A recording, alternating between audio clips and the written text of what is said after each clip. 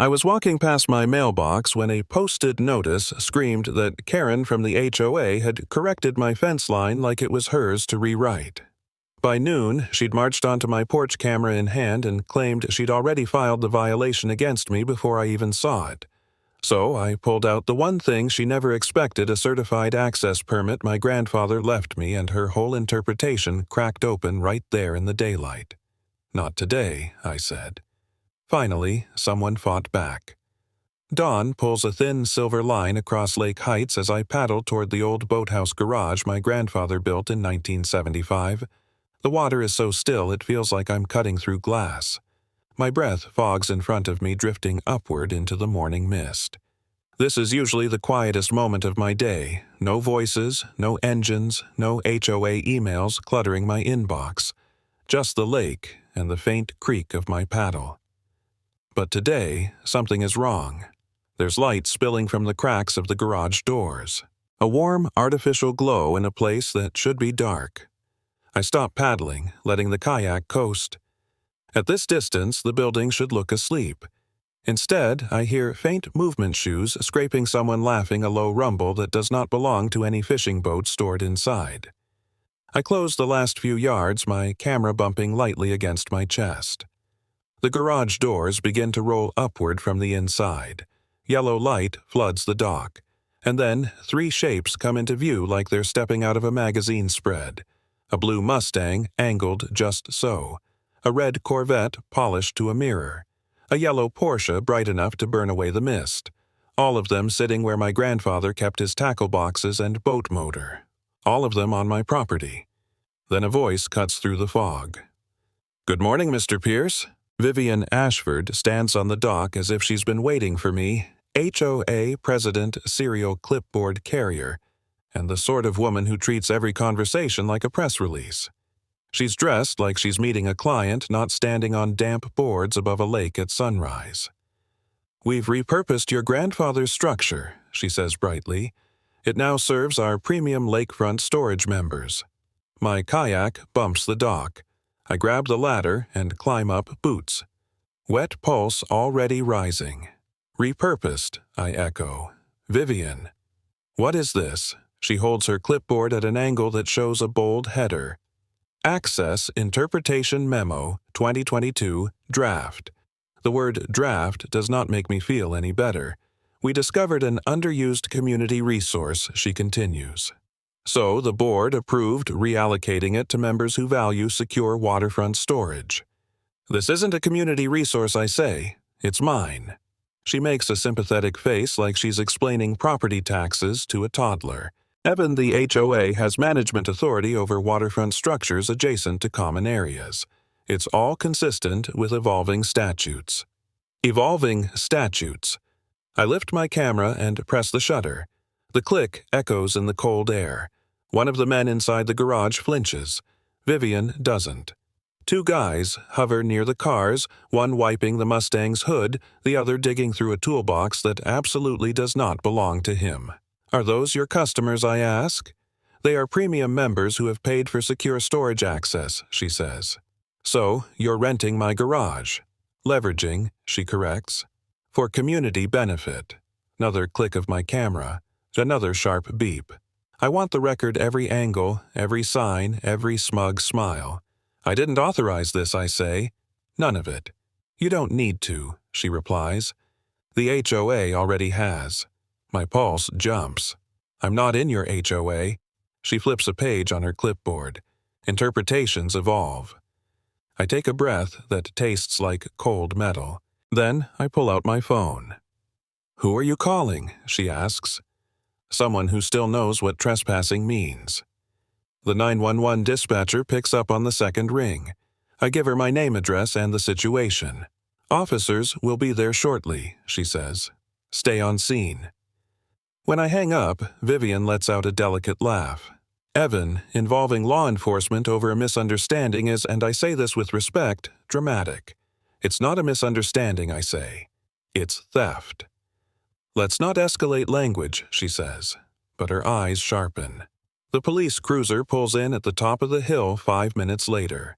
2 officers descend the path, one older, one younger, both carrying the weary body language of men pulled into neighborhood drama far too early in the day. "Morning," the older one says. "Who called?" I raise my hand. "Me." Vivian steps forward with a stiff smile. "Officers, this is simply a civil disagreement about HOA jurisdiction." I show the officer my ID. "This garage is not in the HOA, never has been. My grandfather opted out when they formed it." "You have documentation?" he asks. "At the house," I say. "I can go get it." "Go ahead," he nods. "We'll stay here." I jog home, the cold burning my lungs. In my office, I unlock the safe and pull out the folder labeled Lake House Legal in my grandfather's handwriting. The paper is stiff with age. I gather the deed, the survey, the original 1975 permit, and head back. At the dock, the officers shift between us like referees in a slow fight. "This is the deed," I say, spreading the documents along the railing. "Survey, permit." None of this mentions the HOA. Vivian lifts her memo and resolution sheet. "Our updated interpretation expands management authority," she says. The officer rubs his forehead. "Mr. Pierce," he says, finally, "this looks like a civil property dispute. We can't remove the vehicles without a court order. So you're telling me she can just keep using my garage?" "For now," he says. "This needs to be settled through the county or an attorney." Vivian's smile returns brighter than the garage lights. "Thank you, officers." They leave. Their footsteps fade. The lake returns to its quiet rhythm. Vivian walks past me, heels clicking. "The next HOA meeting is Tuesday," she says. "If you wish to contest any of this, attendance is encouraged." I don't move. My eyes stay fixed on the new metal sign bolted beside the door's community lakefront storage, where my grandfather's handmade Pierce sign used to hang. My phone vibrates. A text from Elise. "At the post office. Need me." I stare at the garage, the cars, the sign claiming something that was never hers. "Yeah," I think. "I'm going to need you." The music is what yanks me out of sleep. A thumping bass, far too proud for a quiet lakeside morning, rattles the bedroom window. Then a woman's voice, chipper, amplified, and painfully familiar, cuts through the distortion. "Welcome, neighbors, to HOA Classic Car Day." I sit upright. HOA Classic Car Day. At 8 in the morning. On a Saturday. That can only mean one thing. I'm already pulling on jeans before the rest of the sentence finishes. My boots hit the floor, my jacket follows, and I'm out the door with my camera still slung from last night. The cold air slaps me awake as I sprint down the gravel path toward the dock. I slow only when the shoreline comes into view. And then my stomach drops. My grandfather's dock. My dock has been transformed into a showroom. The blue Mustang, the red Corvette, and the yellow Porsche gleam beneath a banner strung between the garage doors, HOA, Classic Car Appreciation Day. A folding table holds coffee urns, pastries, and HOA-branded napkins. A portable speaker blasts classic rock. Dozens of neighbors mill around, cups in hand, chatting like they've been invited to a festival. Vivian stands at the center of it all, mic in hand, giving a speech about community engagement and enhancing waterfront value. Her blazer is immaculate. Her smile is blinding. "No," I mutter. "Absolutely not." Vivian spots me before I reach the dock. "Evan, perfect timing. We were just talking about how this historic structure has become such a meaningful community asset. This," I say, pointing at the banner, "is my grandfather's garage. Not a community, anything." A few people turn uneasy. Rhodes, the man with the Corvette, steps a little closer, concern tightening his jaw. "Vivian said the HOA built this place," he says, "that our fees helped pay for it." "They didn't," I say. "My grandfather built it with his own 2 hands. He mixed the concrete for these pilings himself." Vivian's smile doesn't fade. It simply shifts shape. "Evan," she says into the mic, "we understand this is emotional for you, but under the updated waterfront rules, the HOA is authorized to manage underutilized lakefront structures." She gestures toward the clubhouse bulletin board on the hill where a laminated sheet reads "Updated Waterfront Rules, effective immediately." "That wasn't there last week," I say. "It reflects evolving community needs," she replies. I lift my camera and take a photo of the banner. Click. Another of the cars. Click. Vivian angles her chin just slightly annoyed but too controlled to show it fully. Rhodes crosses his arms.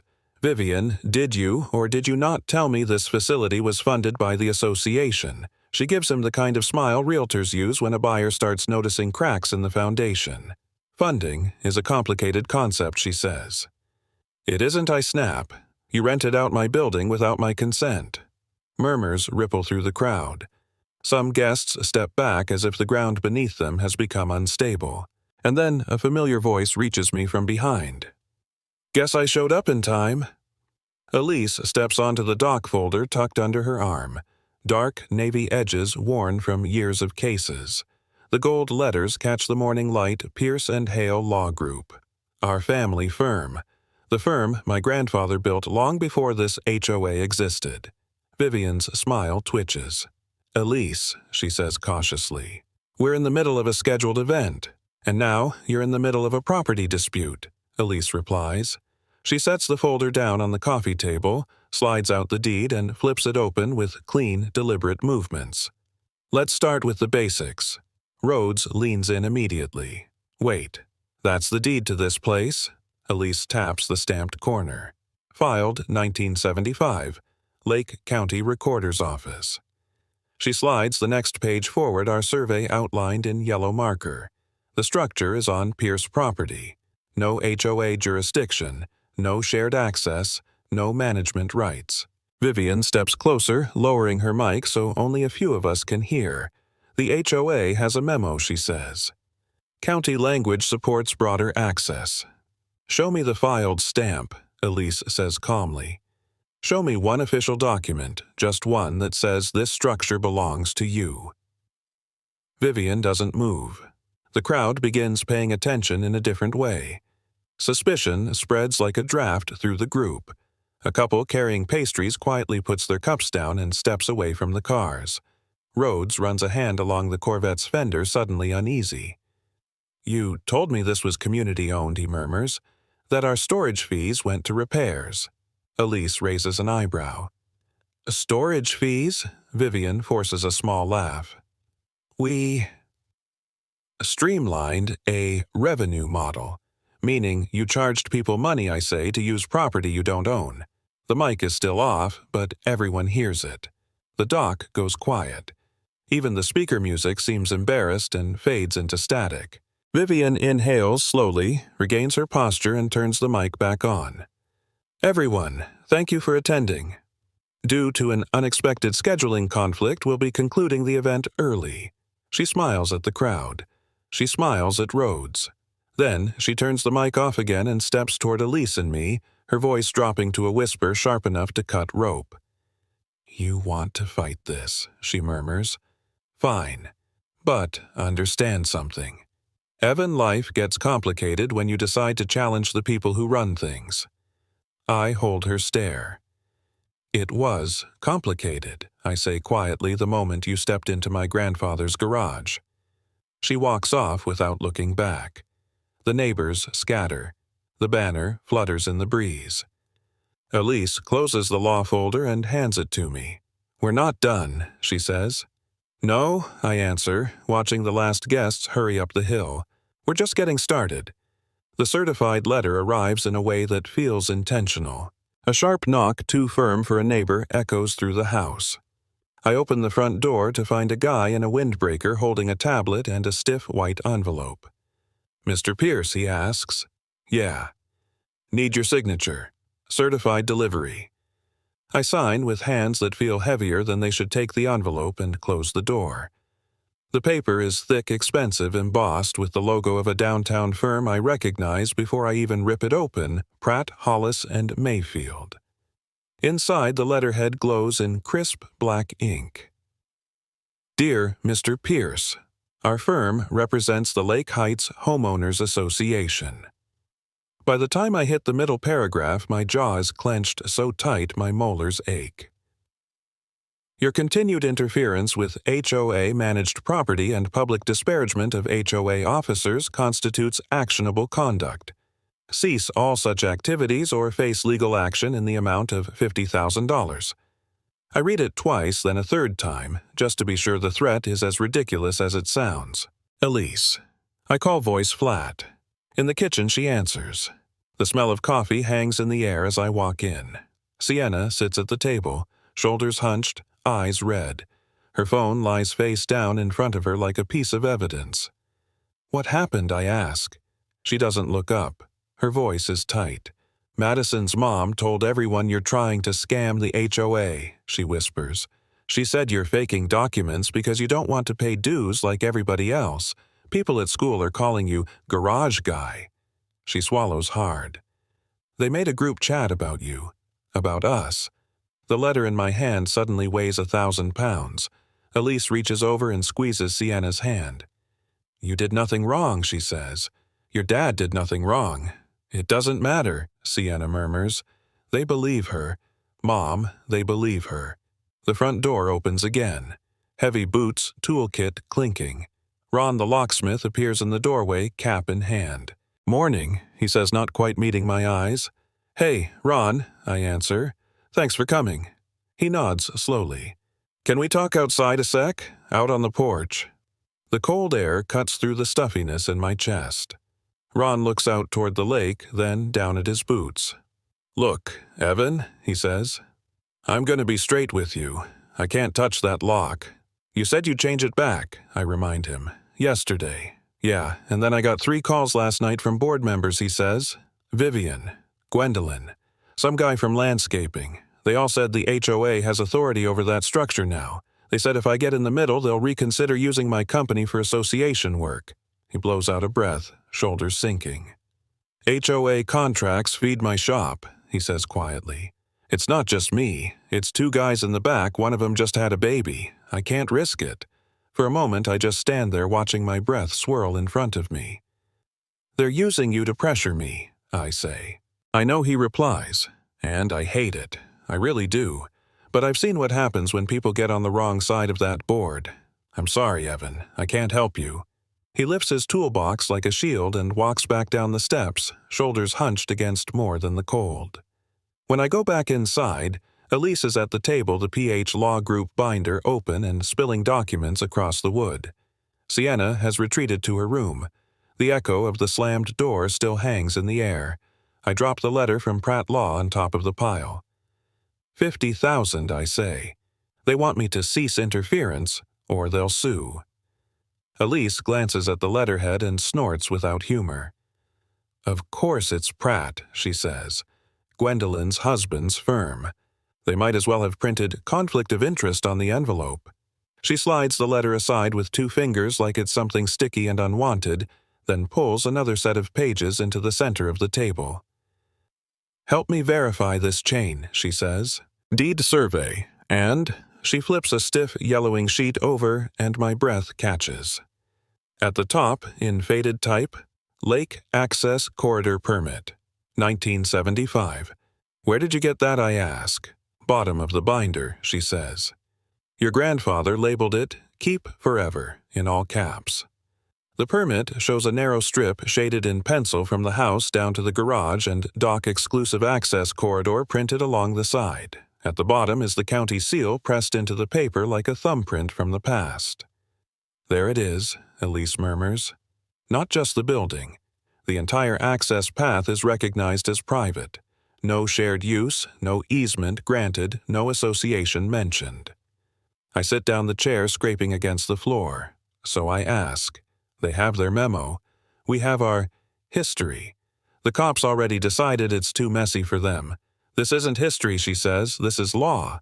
She spreads out another document beside it, the one Vivian has been throwing around like a shield. Access Interpretation Memo, 2022. I recognize it from her clipboard. Printed, stapled with a line of pseudo-legal jargon about optimal use of waterfront structures. Elise reads it silently, lips pressed together. Then she turns it over, flips through every page. No stamp, no seal, no signature beyond the HOA secretaries. Their memo has no county approval, she says. No clerk notation. No filed anywhere. It's an internal fantasy dressed up as authority. She taps the 1975 permit with her fingernail. This, she says, was filed, recorded, recognized by the county. That memo doesn't override anything. This document overrides their memo, completely. Something in my chest shifts. Not relief exactly, but the first crack in the ice. "You're sure?" I ask. She looks at me like I've just asked her to recite the alphabet. "This is what our firm does." "Evan," she says, "your grandfather didn't just build that garage. He locked its legal status in place 49 years ago. They can wave their memo around all they want, but when this hits the county office, the memo folds." I picture Vivian on my dock, smug behind her clipboard. I picture the banner, the cars, the neighbors trying not to look guilty. Then I picture that flimsy memo next to a stamped, sealed 49-year-old permit marked "Keep Forever." My camera rests on the chair beside me, strap tangled. I pick it up and loop it around my neck, feeling the familiar weight settle against my chest. "If they want a paper war," I say, tightening my grip on the leather, "my family's firm can handle paper." Elise lays the two documents on my desk as if she's placing evidence in front of a jury. "Evan," she says quietly, "this permit and their memo cannot coexist legally." The words settle over the room like dust, fine and undeniable. I study the yellowed 1975 permit, my grandfather's neat handwriting in the corner, the embossed county seal pressed deep into the paper. Beside it lies the HOA's so-called interpretation memo, bright white laser-printed stapled crookedly at the top. One feels permanent. The other feels like a performance. I drag a hand through my hair. "So one of these stands," I say, "and one of these doesn't." "Exactly," Elise replies, "and the one that stands is the one with the seal." The mini projector hums as I connect it to my laptop. A faint cone of light spreads across the office wall. Last night's footage cues automatically the night vision clip from my dock camera. I hit play. The grainy video shows the garage in near darkness. A figure moves across the dock, checking angles, holding something flat and rectangular. The person lifts a sign into place, the metal community lakefront storage plaque, and steps back. Elise leans closer. Pause there. I freeze the frame. The silhouette is tall, broad-shouldered, with a familiar slouch in the left shoulder. That looks like Gregory, you say. Vivian's ex-husband, former county commissioner. The man who used to approve shoreline projects with a flourish of his pen and a wink at the builders. A man who knows exactly what official paperwork is supposed to look like and what it isn't. Elise zooms in on the screen. The image is too grainy to see his face clearly, but the posture is unmistakable. The same posture I saw at a 4th of July barbecue 5 years ago when he carried a cooler the size of a suitcase with one arm hooked lazily around it. "He's involved," Elise murmurs. "And if he touched that memo..." My phone rings. Fletcher's name flashes on the screen. I put the call on speaker. "Pierce," he says without greeting, voice low and urgent. "Is it true you have a copy of the 2022 waterfront memo? It's on my desk right now," I reply. "Why?" "Because that memo was never voted on," he says. I checked the records. No motion, no minutes, no notice. They bypassed procedure entirely. Elise's eyebrow lifts. "So, it's unauthorized." "It's worse than unauthorized," Fletcher says. "It's fabricated authority. Someone tried to slip it into the rule book without going through the county or the board. And if Gregory touched it..." He exhales sharply. "You're looking at misconduct." I glance at the projected footage. The figure reaches up, adjusts the sign, then walks off the dock with the swagger of someone who thinks he'll never be held accountable. "So, PH Law has grounds," I say slowly to void their entire reinterpretation. "You have more than grounds," Fletcher says. "You have leverage. Use it." The call ends. The room goes still, except for the soft whir of the projector. Elise gathers the documents again, stacking the flimsy memo beneath the heavyweight permit. "Evan," she says, voice steady, "your family's firm can reclaim every inch of this permit." The weight of it hits me, not just the possibility of winning, but the possibility of undoing everything Vivian has built on intimidation and half-truths. My grandfather's handwriting seems to glow under the projector light, the loops and strokes like a hand reaching through time. I stand and click off the projector. The room snaps back to shadow, the documents illuminated only by the lamp on my desk. Then, we take this public, I say. Elise nods once, a slow, deliberate nod that feels like the beginning of something irreversible, and I feel it hope curling into the shape of a fight. The clubhouse is already packed when I walk in. Rows of plastic chairs, filled the smell of burnt coffee hanging in the stale air, the HOA flag drooping behind the board's folding table like even it's tired of being here. Conversations hush in waves as people notice me. Vivian stands at the podium in a blazer sharp enough to cut glass. She taps the mic. Next speaker, Evan Pierce. 3 minutes, Mr. Pierce. Make them count. I step forward, laptop under my arm, projector remote in my hand. Elise sits in the second row, steady, a quiet force. Fletcher leans against the back wall, arms crossed, observing everything like he's capturing it for the record. I plug in the projector.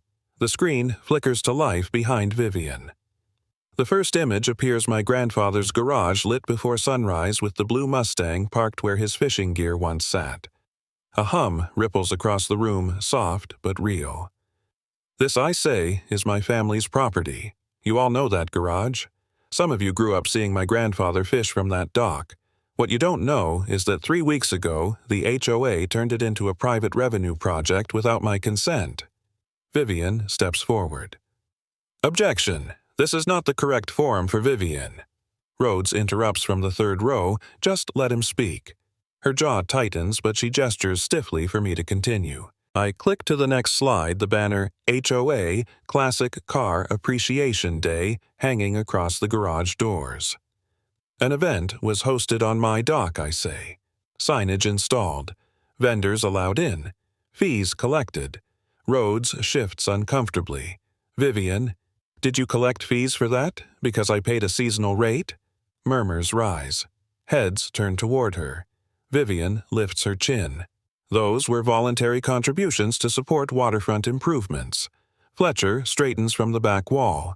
Where are the minutes approving this program? Vivian's mic screeches for a split second as she adjusts it. The board was informed. Informed, Fletcher repeats.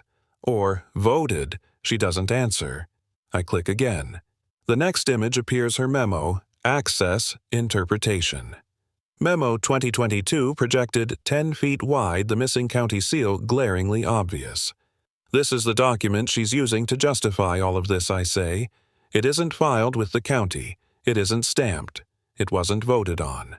It's an internal draft dressed up as authority.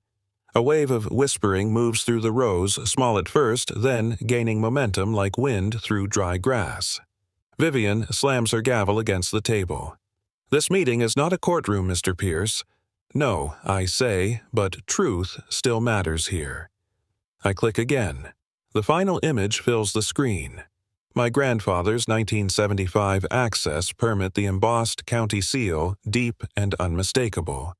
This document, I say, is older than this HOA. It establishes full private access to the structure and corridor. It overrides their memo. Completely. Something flickers in Vivian's expression, a subtle tremor around her eyes, the first real crack I've seen. Her fingers clutch the edge of the podium. Rhodes leans forward. Vivian, did the board know about this permit? She forces a smile, but the room is shifting. She can feel it. This is being taken wildly out of context. The annual access policy review is pending. Fletcher lifts a sheet of paper. This agenda wasn't posted until yesterday. You're springing a vote. Restructuring waterfront oversight is standard procedure, she says. Without minutes, without public notice, Fletcher presses. Her voice tightens. We are trying to modernize outdated structures and profit from them, someone mutters loudly. I close the laptop. Let the silence work. Vivian grips the podium as though bracing against a wave. Her smile has thinned to something brittle, transparent. She taps the mic once. Thank you for your presentation, Mr. Pierce, she says. If you believe you have evidence, she emphasizes the word like it tastes sour, you may bring it to the annual meeting next week. She points at the bulletin board outside the door where a fresh sheet titled Annual Access Policy Review, pending hangs like bait. "Bring your evidence," she repeats. "All of it." I meet her stare without blinking. "I will." Her voice softens to a warning only I'm meant to hear. "And be prepared for the consequences." But the room is no longer hers. People are whispering, questioning, doubting. The fracture has formed. As Elise and I turn to leave, Fletcher catches my arm. "She's rattled," he says quietly. "Whatever she's planning for that annual meeting, it's her Hail Mary." "Good," I reply, "because we're bringing more than slides next time." The murmurs grow behind us. The board huddles in confusion. Vivian stands stiff at the podium smile, frozen eyes sharp with frustration she can't disguise. And when I push open the clubhouse door, the cold evening air hits me like a promise. Next week, it goes public. The lights cut out so abruptly that a few people gasp. The clubhouse sinks into a hush. 80 residents shifting in their plastic chairs, whispering, craning their necks. Outside, the flag flaps in the cold wind like it's waiting for the verdict. Then, the projector hums to life. A white rectangle blooms across the front wall, bright enough to wash out the room. I step forward. Let's walk through what actually happened. Vivian is seated at the board table, shoulders square, one manicured hand resting protectively on a thick folder labeled Interpretation 2022. Her eyes glitter like she's daring me to slip. But tonight isn't about daring.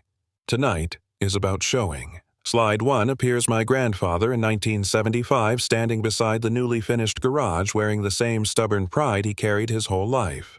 A soft ripple moves through the room. Some residents didn't know the building was that old. Others didn't know the man who built it. Rhodes leans forward in his seat, elbows on his knees, staring at the photo like he's trying to reconcile the past with the banner Vivian hung a week ago. This, I say, is the structure the HOA claims to have built, funded, and managed. A few low laughs break out. Vivian shifts in her chair. Slide 2 appears our scanned deed and Survey County stamps gleaming under the projector beam. Filed and recorded by Lake County, I say. My grandfather's signature. The access corridor, the structure. Every inch private property. Murmurs grow louder. Not angry, just awakened. Elise stands near me, hands clasped behind her back, calm in the way only someone fluent in the law can be calm in a fight. Fletcher watches from the side aisle, note-taking like the building itself is on record.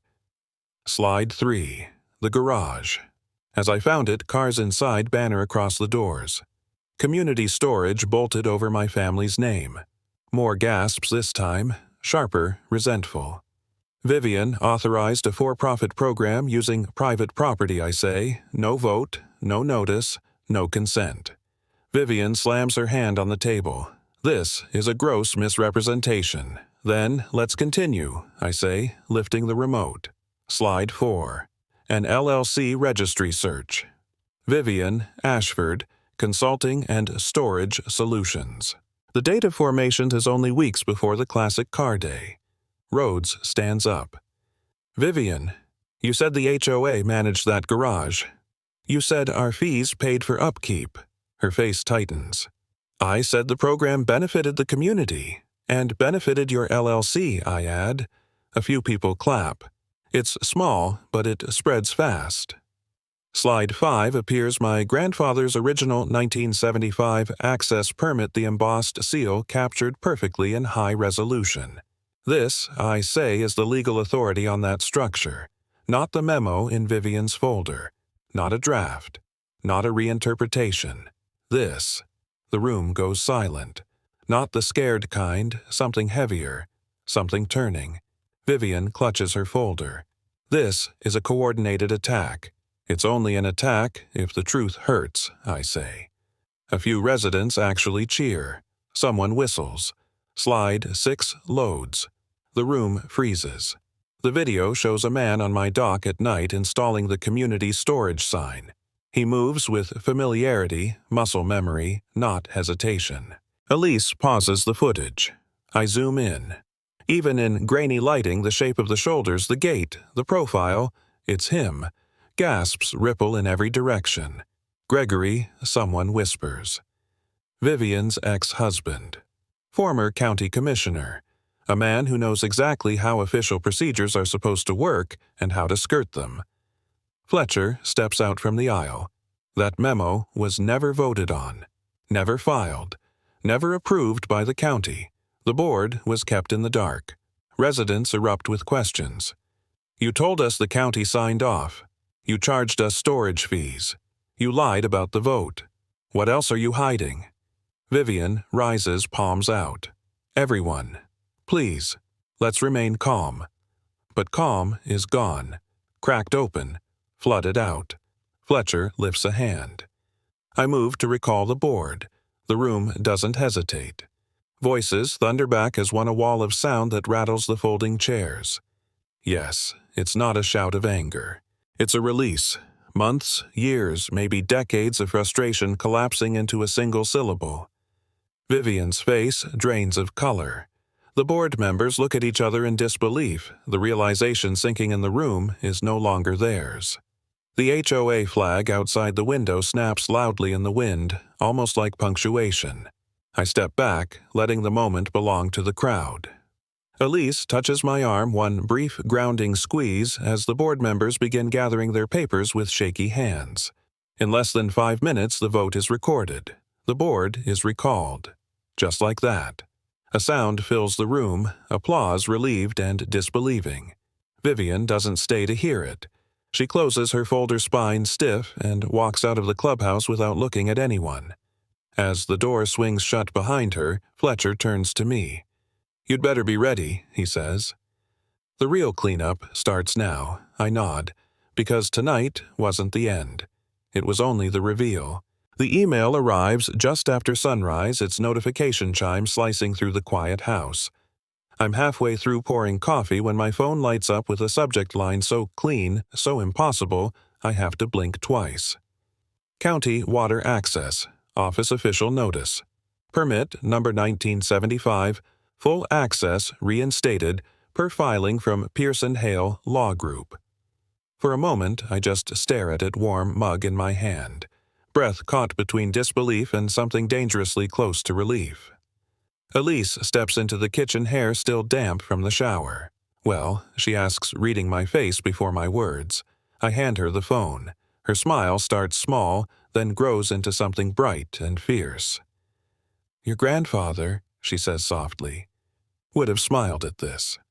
The day unfolds in a kind of montage, each scene clicking into place the way a legal victory never quite does in the movies, but occasionally does in real life when the paperwork is airtight and the truth is on your side.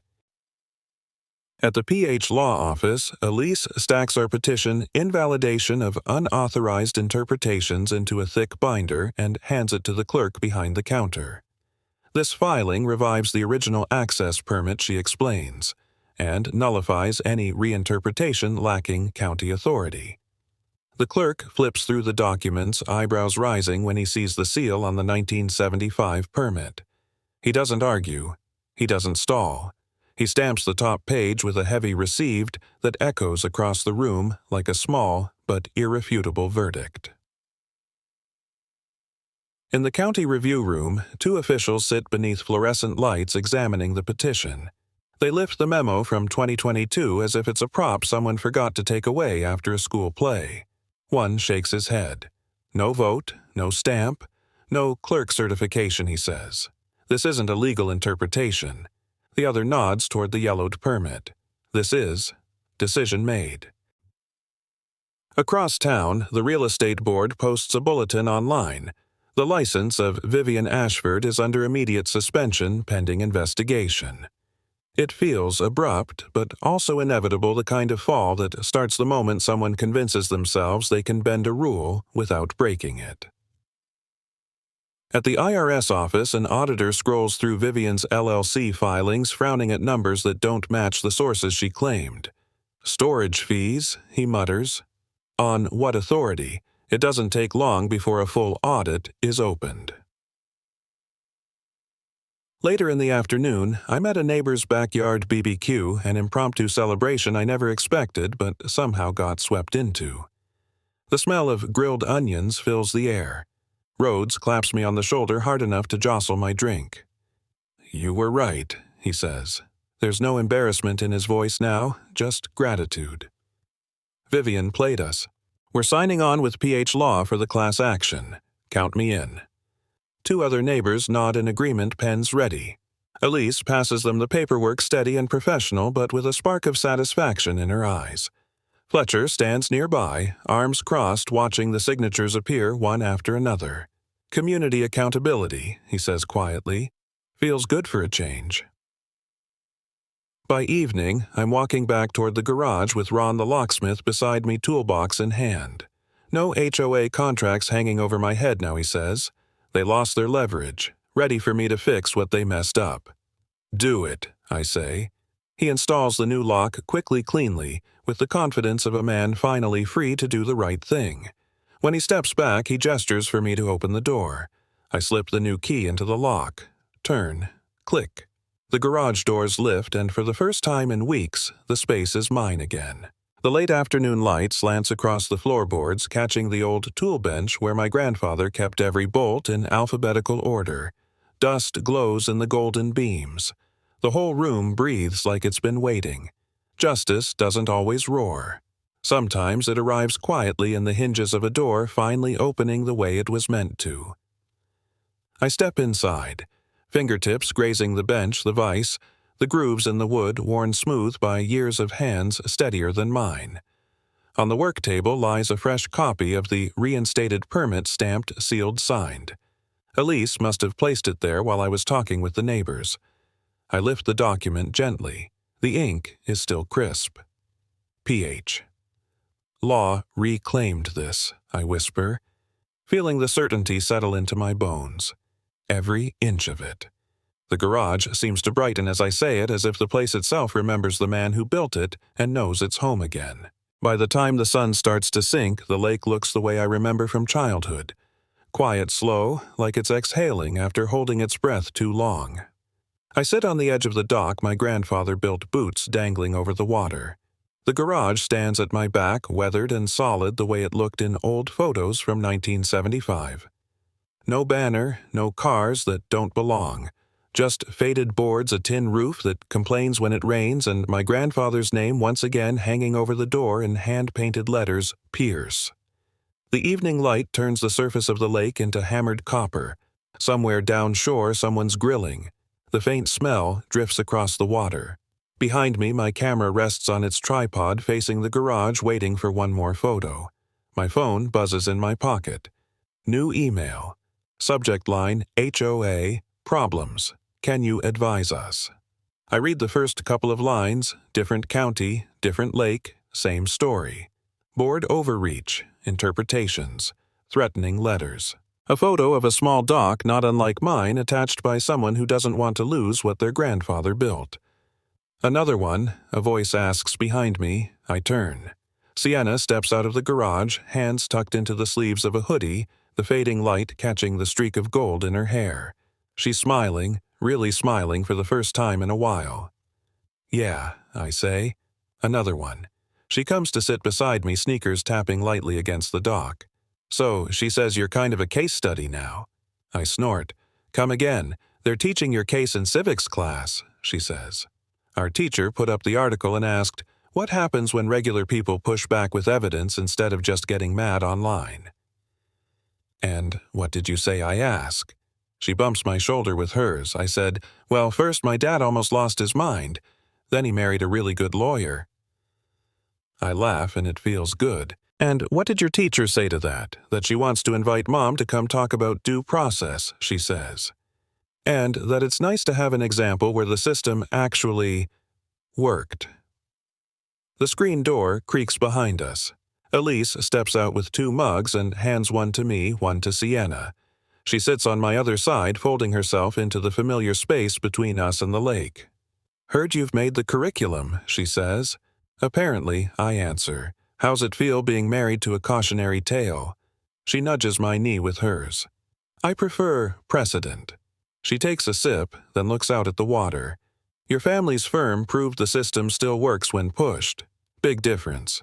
We sit like that for a few minutes, the 3 of us listening to the soft slap of small waves against the pilings. The garage door stands half open behind us, the tool bench visible in the fading light, the reinstated permit framed and hanging just inside on the wall. A car pulls into the gravel driveway up top. Doors shut 2-3. Low voices. Fletcher appears first at the top of the path, leading a couple I've never met down toward the dock, a man and a woman in their 40s, both carrying folders thick with paper. They look tired. They look like we did a few months ago. Evening Fletcher calls. "Thought you might have a minute." Always I say standing. The couple steps onto the dock carefully, like they're afraid they're going to break something important. "Mr. Pierce," the man asks. "That's me," I say. "Evan." "I'm Mark," he says. "This is my wife, Alana. We saw the article. And then Sinclair gave us your email." He lifts the folder a little. "Our HOA is trying to reinterpret an easement. Says our side path is now a shared amenity." Alana swallows. "They've already started sending letters," she adds.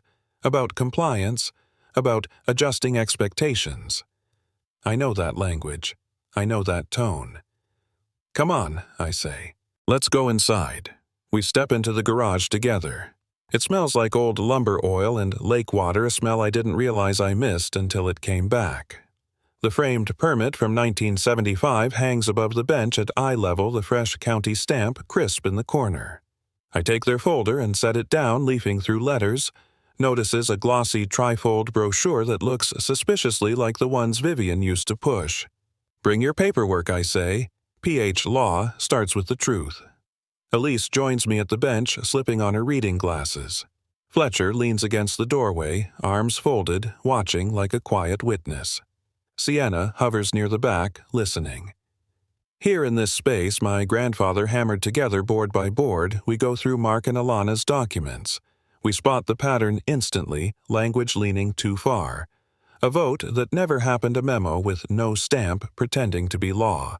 Here, I say, tapping a line on their so-called interpretation. See this, as previously authorized by... But there's no actual reference to an ordinance, no previous vote number, nothing. Somebody tried to make a rubber stamp out of thin air. Elise flips to the next page. And here, she adds this note in the margin. Different ink, different pen. Somebody edited the record after the fact. Alana closes her eyes for a second like she's bracing for impact. "So, we're not crazy," she says. "No," I answer. "You're not crazy, you're just being pushed. There's a difference." We talk through their options. County filings. Demands for minutes. Requests under state records laws. Road maps my grandfather never got but somehow prepared us to follow.